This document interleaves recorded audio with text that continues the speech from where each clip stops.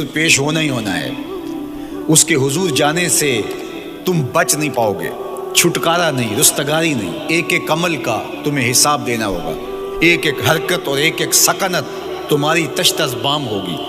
تمہارا پوشیدہ اور مخفی عمل قیامت کے دن سامنے آ جائے گا. اللہ اکبر. یہ قرآن ہے، یہ کوئی فرضی کہانی نہیں ہے. انہ لقول فصل وما هو بالہزل. فرمایا یہ قول فیصل ہے، یہ طے شدہ حقیقت ہے، یہ امر واقعی ہے. یہ کوئی مذاق نہیں ہے کہ یوں ہی کو کہانی بیان کر رہا ہے. یہ سب کچھ ہونے والا ہے. یہ اپنی آنکھوں سے تم دیکھو گے. آج انکار کرو یا اقرار کرو، تمہیں کھلا موقع دیا ہے. حتیٰ کہ تم کافر بن کے زندگی گزارنا چاہو، نمرود بن کے جینا چاہو، فرعون بن کے جینا چاہو، حامان بن کے جینا چاہو، ہم تجھے دنیا پہ موقع دیں گے. لیکن یہ نہیں ہے کہ جب زندگی کی بساط لپیٹے گی پھر کام ختم ہو جائے گا. نہیں، یہ تمہیں ہمیں فرصت دی ہے، پھر ہم نے تم سے حساب لینا ہے. ایک ایک عمل تمہارے سامنے آئے گا. اللہ اکبر. ذرا غور کیجئے. فآمنوا باللہ، تو بہتر ہے کہ اللہ پر ایمان لاؤ. اس کے حضور تو تم نے آنا ہی آنا ہے.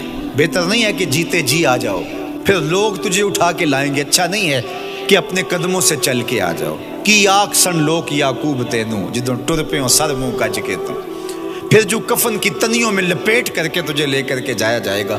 تو اچھا نہیں ہے کہ اپنے قدموں سے خود چل کے مالک کی دہلیز پہ چلے جاؤ.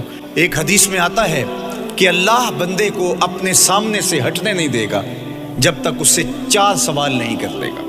آپ دیکھیے، میں دیکھوں کیا ہم ان سوالوں کے جواب دینے کے لیے اپنے آپ کو تیار کر رہے ہیں.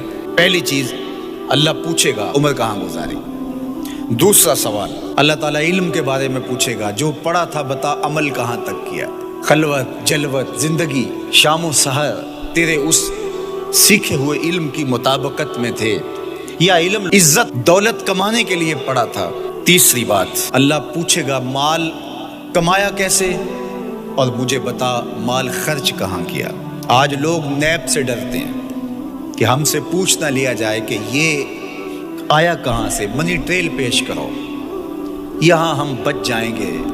کوئی مکر، کوئی دھندا، کوئی فریب چل جائے گا، کوئی پریشر، کوئی افرادی قوت، کوئی سیاسی اثر و رسوخ، کوئی رشوت، کوئی سفارش.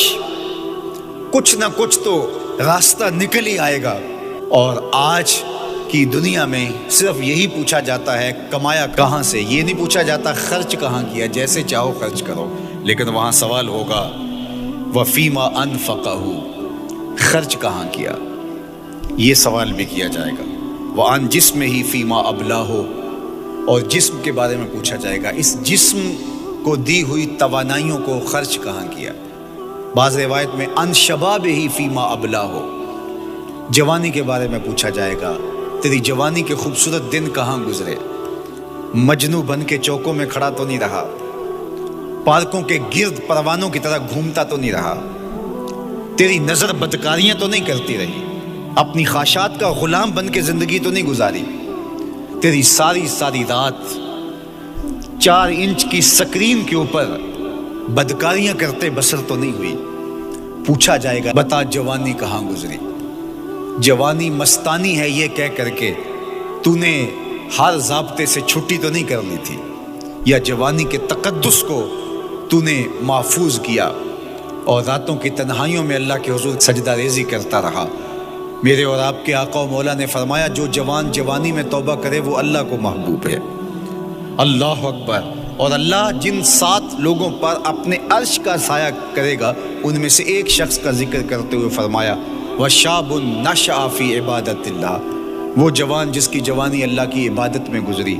قیامت کے دن جب کوئی سایہ نہیں ہوگا اللہ اسے اپنے عرش کا ٹھنڈا سایہ عطا فرمائے گا. میرے مخاطبین جو اس وقت میرے سامنے موجود ہے بالمشافہ، اور پوری دنیا کے اندر جو اس وقت مجھے دیکھ رہے ہیں، ان میں زیادہ تر تعداد نوجوانوں کی ہے.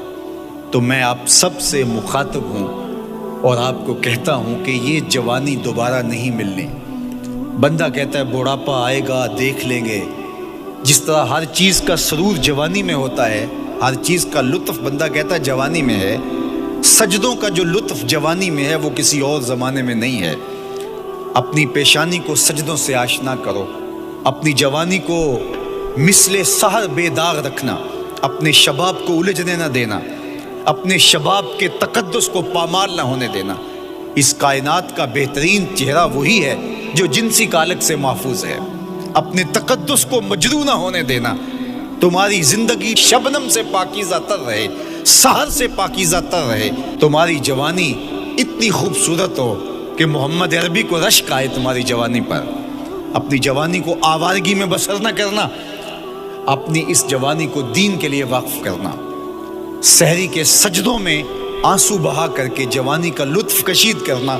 جوانی کا لطف اور مزہ رب کے ساتھ محبت اور رب کے ساتھ عشق کرنے میں ہے۔ جوانی کے اندر دل کی بے تابیاں، دل کی بے چینیاں اور دل کی بے قراریاں ذرا مسلح پہ لے کے آؤ۔ عشق کرنا ہے تو کسی آوارہ سے نہیں، عشق کرنا ہے تو رب العالمین سے کرو، آمنہ کے لال سے کرو، تو پھر دیکھنا کہ یہ جوانی کیا نور بخشتی ہے۔